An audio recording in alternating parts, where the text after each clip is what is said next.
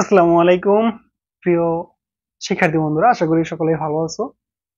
গতদিন আমি ডেসিমাল সংখ্যা থেকে কিভাবে তোমরা বাইনারি সংখ্যায় রূপান্তর করবে তা দেখিয়েছি এবং দুইটা পদ্ধতি দেখিয়েছি। একটা হলো শর্টকাট, যেটা আমরা এমসিকিউ এর ক্ষেত্রে অ্যাপ্লাই করব বা অন্য ক্ষেত্রে অ্যাপ্লাই করব, এবং একটা হলো বড় পদ্ধতি দেখিয়েছি, যেটা তোমরা ক নাম্বার বা খ নাম্বার যেখানে আসুক বড় পদ্ধতিতে যদি ম্যাথ করতে বলে তাহলে সেখানে অ্যাপ্লাই করবা। যদি গত ক্লাসটি কেউ মিস করে থাকো, ডিসক্রিপশনে লিংক দেওয়া থাকবে, অথবা তোমরা হোয়াটসঅ্যাপ নাম্বারে নক দিতে পারো যে ভাই ক্লাসটি দেখিনি, তাহলে তোমাদের ক্লাসের লিংকটা দেওয়া হবে 017 10 11 20 12। হোয়াটসঅ্যাপে নক দিবা, হোয়াটসঅ্যাপে নক দিলে ক্লাসের লিংকটা দিয়ে দেওয়া হবে। আর আজকে আমরা দেখব কিভাবে একটা ডেসিমাল সংখ্যাকে অক্টাল সংখ্যা পদ্ধতিতে রূপান্তর করতে হয়। কিভাবে একটা ডেসিমাল সংখ্যা পদ্ধতিকে অক্টাল সংখ্যা পদ্ধতিতে রূপান্তর করতে হয় তা মূলত আজকে আমরা আলোচনা করব। দেখো, ধরো আমাদের একটা ডেসিমাল সংখ্যা পদ্ধতি আছে। ডেসিমাল সংখ্যা পদ্ধতি কত ধরবো? 100, 105। ধরো একটা ডেসিমাল সংখ্যা পদ্ধতি আছে 105। আমাকে বলছে এই সংখ্যা পদ্ধতিটাকে তোমাকে অক্টালে নিতে হবে। কিসে নিতে হবে ভাইয়া? অক্টালে নিতে হবে। অক্টালের ভিত্তি কত? 8। তো অক্টাল সংখ্যা পদ্ধতিতে নিতে হবে। তাহলে আমরা গত ক্লাসে যেভাবে করছিলাম সেম ভাবে, তার মানে আমরা কি করব? 105 ভাগ করব কত দ্বারা? 8 দ্বারা। 105 কে আমরা কি করব? এখন ভাগ করব। কত দ্বারা ভাগ করব? 8 দ্বারা ভাগ করব। দেখো, তার মানে 105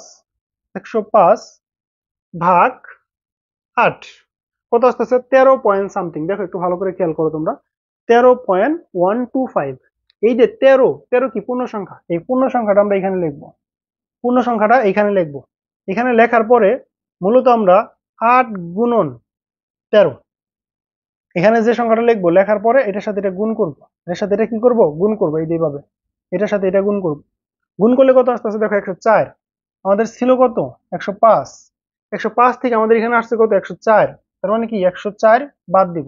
104 যদি বাদ দেই তাহলে কত থাকতেছে ভাই আমাদের? তাহলে কত থাকতেছে? 1 থাকতেছে। তার মানে এই যেটা হলো আমাদের কি ভাগফল, আর ভাগশেষ কত? ভাগশেষ আমাদের 1। ভাগশেষ কত? 1। আবার আবার আমরা 8 দ্বারা ভাগ করবো যতক্ষণ না শূন্য আসে। আবার যদি দেখো 13 ভাগ 13 ভাগ 8, 13 ভাগ 8 করলে কত আসে? 1.625। মানে 1 কি আমাদের পূর্ণ সংখ্যা। এখন 1 এর সাথে 8 গুণ করবা, তাহলে কত হবে? 8 পয়েন্ট, মানে 8 হকে 8, 8 হকে 8। কিন্তু আমাদের ছিল কত ভাইয়া? ছিল 13। ছিল কত? 13। 8 আর 1 গুণ করলে কত হইলো? 8। তার মানে 8 আমাদের বিয়োগ করতে হবে। 13 থেকে 8 গেলে কত থাকে? 5। এই 5 কি তাহলে আমাদের? এই 5 মূলত আমাদের, এই 5 মূলত কি ভাই আমাদের? ভাগশেষ। 5 কি? ভাগশেষ। ভাগফল কত? 1। আবার কি করব? 8 দ্বারা বিয়োগ করব। দেখো আমি গত ভিডিওতে বলছিলাম ভিত্তি হলো 8। 8 এর থেকে যদি ছোট কোনো সংখ্যা এখানে চলে আসে, 8 আসলে কিন্তু হবে না। 8 এর থেকে ছোট সংখ্যা যদি চলে আসে, 8 এর থেকে ছোট সংখ্যা চলে আসছে না 1, তাহলে এখানে চোখ বন্ধ করে একটা শূন্য দিবা, আর এই একটা এখানে বসায় দিবা। তারপরে কি করবা? নিচ থেকে উপরের দিকে সাজায় লিখবা 1 5 1। তার মানে এই যে আমাদের ডেসিমাল সংখ্যা ছিল, এটার অক্টাল সংখ্যার মান কত? 1 5 1। 1 5 1। তার মানে এই ডেসিমালের 105 ডেসিমালের সংখ্যার মান অক্টালে কত হবে? 151। 151। দেখো আমরা আরেকটা সংখ্যা করব। আরেকটা সংখ্যা একটু বড় সংখ্যা নেই। ধরো আমাদের একটা সংখ্যা দেওয়া আছে, ধরো এরকম। কত দেওয়া আছে? ধরলাম 500, 530। কত দেওয়া আছে ভাইয়া? 530 দেওয়া আছে। আমাদের বলছে ডেসিমাল সংখ্যাকে কি নিতে হবে? অক্টালে নিতে হবে। তাহলে কি করব আমরা? 8 দ্বারা ভাগ করব। কত দ্বারা ভাগ করব আমরা? 8 দ্বারা ভাগ করব। দেখো 8 দ্বারা যদি ভাগ করি, 8 দ্বারা যদি ভাগ করি তাহলে কি আসে? আমরা আগে প্রথমে ভাগ করব।